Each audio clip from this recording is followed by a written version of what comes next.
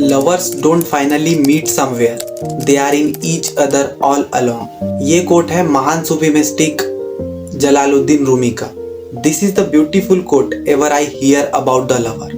We are so confused about love. हमें नहीं पता वास्तविक प्रेम क्या होता है। हम हर चीज को ही प्रेम नाम दे चुके आज के समय में। इंस्टा पे जाते हैं, किसी युवती की फोटो को देखते हैं, उसकी फोटो बढ़िया लगती है, हम उसे फॉलो करते हैं और बातें स्टार्ट होती है। And after some time we said that I love you. हम उससे मिले भी नहीं, हम किसी से मिलते हैं और हमें ये एहसास होता है कि this is the one that I want her.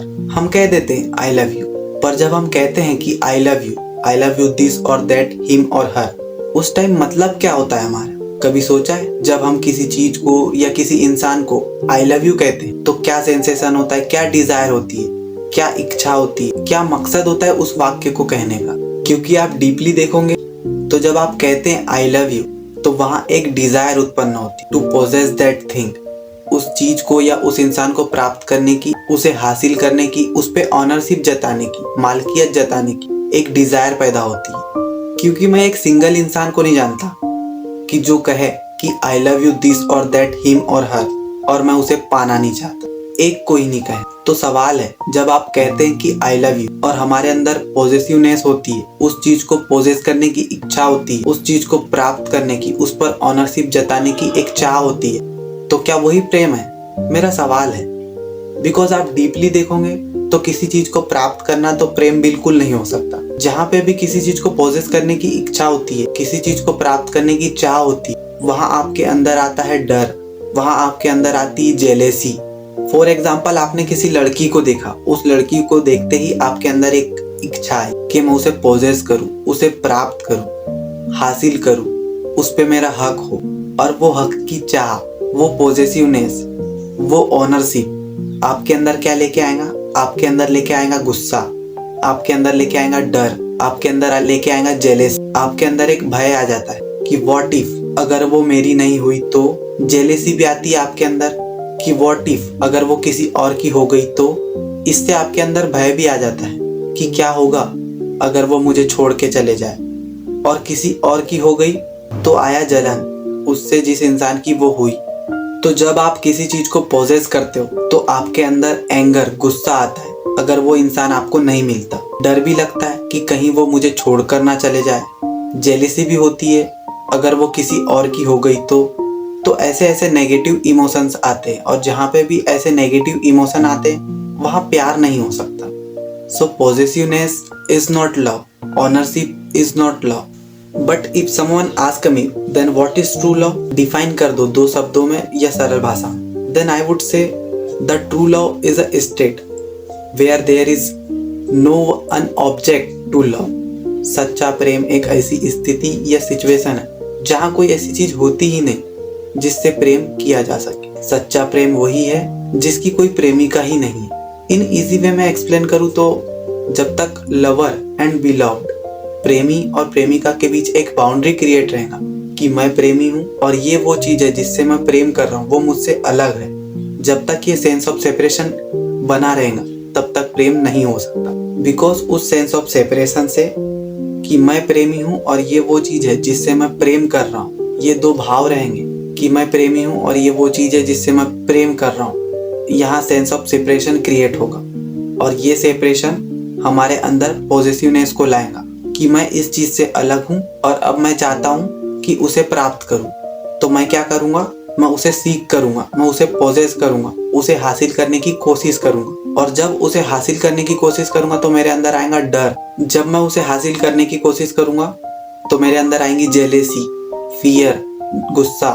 और जहाँ पे भी जेलेसी हो, जहाँ पे भी नफरत हो, जहाँ पे भी गुस्सा है, वहाँ प्रेम कैसे हो सकता है? जब तक ये सेपरेशन बना रहेगा कि मैं प्रेम करने वाला हूँ और ये वो चीज है जिससे मैं प्रेम कर रहा हूँ, तब तक प्रेम नहीं हो सकता। क्योंकि जब तक आप सेंस ऑफ सेपरेशन को महसूस करेंगे, एक अलगाव को महसूस करेंगे कि वो चीज मुझसे अलग है, तो वहाँ प्रेम कैसे हो सकता? आप उस चीज को प्राप्त करने की कोशिश करेंगे और जहाँ पे भी प्राप्त करने की चाह आ गई वहाँ प्रेम हो ही नहीं सकता। वहाँ पे तो सिर्फ स्वार्थ ही स्वार्थ होता है। सो ट्रू लव जो है ना, वो वननेस है, जब आप ही बन जाते हो।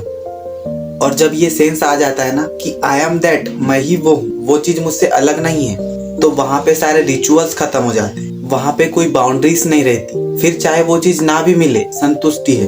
फर्क ही नहीं पड़ता कि वो चीज आपको मिले या ना मिले। जब वो सेपरेशन आप भूल जाएंगे प्रेमी और प्रेमिका के बीच, जब आप मान लेंगे कि आप दोनों एक ही है, आप जिससे प्रेम कर रहे हैं वो आपसे अलग नहीं है, तब वहां पे सारे रिचुअल्स खत्म हो जाएंगे, सारे डिजायर्स खत्म हो जाएंगे, सारे सेंसेशन खत्म हो जाएंगे। फिर रह जाएगा अनकंडीशनल सर्विंग, कि मुझे इस चीज को अब देना है, मैं अपना डिवोशन दूंगा, मैं अपना अटेंशन दूंगा, मैं अपना केयर दूंगा।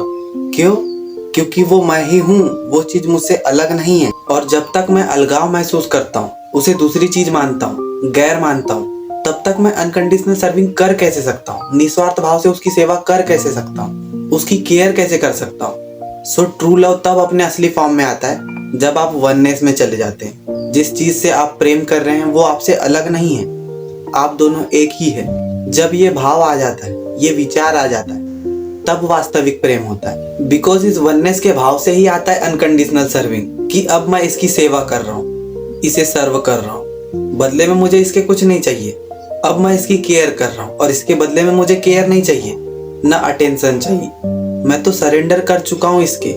मुझे फर्क नहीं पड़ता कि जमाना क्या कहता है, मुझे फर्क नहीं पड़ता कि ये चीज मुझे एक्सेप्ट करती है या नहीं, या ये चीज मुझे दे दी जाती है या छीन ली जाती है, मुझे फर्क नहीं पड़ता।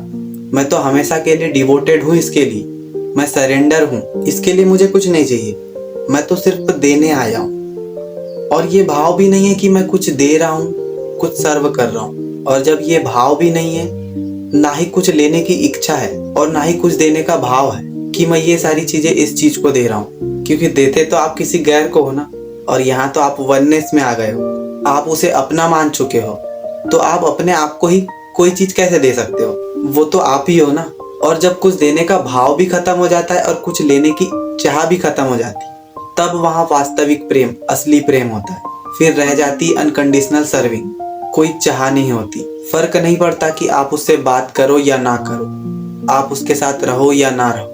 इसी प्रेफरेंस में जलालुद्दीन रूमी ने कहा था कि सच्चे प्रेमी कहीं मिलते नहीं हैं, वो तो हमेशा से ही एक दूसरे के अंदर होते हैं। हमेशा से ही प्रेमी प्रेमिका के अंदर और प्रेमिका प्रेमी के अंदर होता है, हमेशा से ही पास रहते हैं। सेपरेशन होता ही नहीं, वो तो एक हो चुके, वननेस में आ गए हैं। और जहाँ पे भी वननेस आ गया है, वहाँ पे मिलना जुलना कैसा?